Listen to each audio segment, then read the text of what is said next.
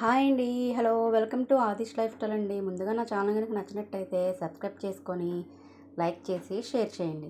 అలాగే ఈరోజు నా స్టైల్లో బంగాళదుంప మెంతికూర ఎలా చేసుకోవాలో చూపిస్తానండి. దానికి కావాల్సిన అలా 1/2 కేజీ బంగాళదుంపలు, 2 ఉల్లిగడ్డలు, 2 కట్టలేమో మెంతికూర నేను ఫ్రెష్గా నీట్గా క్లీన్ చేసుకున్నాను. ఇప్పుడు స్టవ్ మీద ఒక ప్యాన్ పెట్టేసుకొని దాంట్లో 2 లేదా 3 టేబుల్ స్పూన్లు ఆయిల్ వేసుకోవాలి.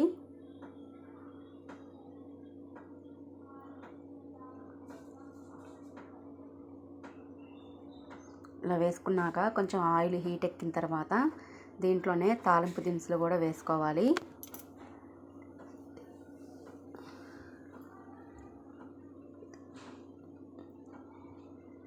తాలింపు దినుసులు వేసుకొని అవి కొంచెం ఎర్రగా వేగనివ్వాలి. ఈలోపు వెల్లుల్లిపాయలు 4 లేదా ఒక 5 వరకు చిదిపినట్టు చేసి వేసుకోండి.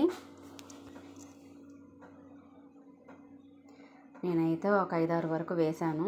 వెల్లుల్లిపాయలు వేస్తే టేస్ట్ బాగుంటుంది కర్రీ కూడా. ఇది కొంచెం ఎర్రగా వేయించుకోవాలి. ఇప్పుడు దీంట్లోనే ఒక 1/2 టీ స్పూను పసుపు వేసుకుంటాను. నేను ముందు ఉల్లిపాయ వేయట్లేదు. ముందు ఉల్లిపాయ వేయడం వల్ల ఎర్రగా వేగిపోతుంది. అందుకే నేను ఎప్పుడైనా సరే ఆలుగడ్డలు ఫ్రై చేసేటప్పుడైనా సరే ఆలుగడ్డలు కొంచెం మగ్గిన తర్వాత మధ్యలో ఉల్లిపాయ ముక్కలు వేసి మగ్గనిస్తాను.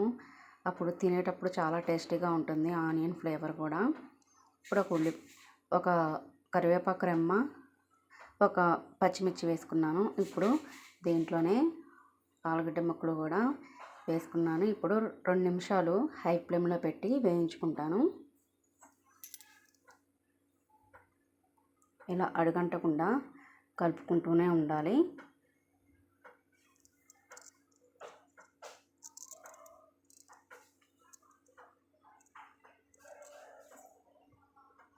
ఇలా 2 నిమిషాల వరకు హై ఫ్లేమ్లో పెట్టుకొని కలుపుకొని తర్వాత మూత పెట్టేసి మీడియం ఫ్లేమ్లో పెట్టి దీన్ని మగ్గనివ్వాలి. మధ్య మధ్యలో కలుపుకుంటూనే ఉండాలి. ఎందుకంటే ఈ అడుగున మాడిపోతూ ఉంటుంది, లేకపోతే ముక్కలు మాడిపోతూ ఉంటాయి. ఇప్పుడు మూత పెట్టేసుకొని మళ్ళీ ఒక 2 మినిట్స్ మగ్గనివ్వాలి.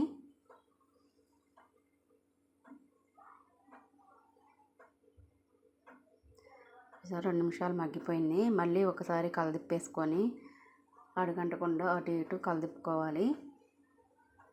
ఎప్పుడైనా సరే అట్ల కాడ పెట్టుకోండి, లేకపోతే ఈ ముక్కలు చిదురైపోయి మెత్తగా అయిపోతాయి మనం తిప్పేటప్పుడు. అట్ల కాడ అయితే అలా ఉండదు, ఏ ముక్కకు ఆ ముక్క ఉంటుంది. మళ్ళీ 2 నిమిషాలు మూత పెట్టేసి మగ్గనిద్దాము. ఈలోపు 2 మీడియం సైజ్ ఉల్లిపాయలు తీసుకున్నాం కదా, అవి సన్నగా తరిగి పక్కన పెట్టేసుకున్నాను. ఇప్పుడు దీంట్లోనే ఆ సన్నగా తరిగిన ఉల్లిపాయలు వేసేసుకున్నాను.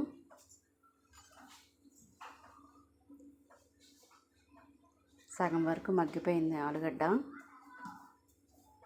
ఆలుగడ్డలు సగం వరకు మగ్గిపోయినాయి. ఇప్పుడు ముక్కలు అటు ఇటు అని మధ్యలో ఉల్లిపాయ ముక్కలు వేసుకుంటున్నాను.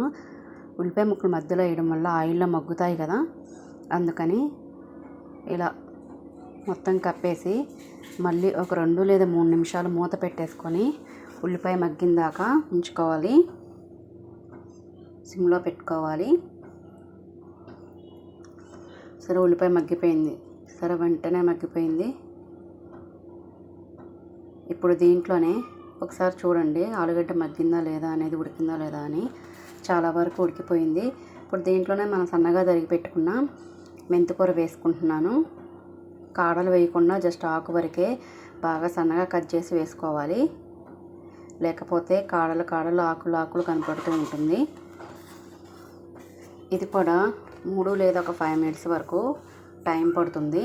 ఈ ఆకుకూర మొత్తం పచ్చి వాసన పోయిందాకా వేయించుకోవాలి. ఇప్పుడు దీంట్లోనే కొంచెం ఉప్పు వేసుకుంటున్నాను. నేను ఆలుగడ్డలు వేసుకున్నప్పుడు ఉప్పు అసలు వేయలేదు కదా, అందుకని 1 స్పూన్ వేస్తున్నాను. 1 టీ స్పూన్ వేసాను. ఇప్పుడు ఉప్పు వేసుకున్నాం కదా, కలబెట్టేసుకొని 3 లేదా 5 నిమిషాల వరకు మగ్గనిచ్చుకుందాము.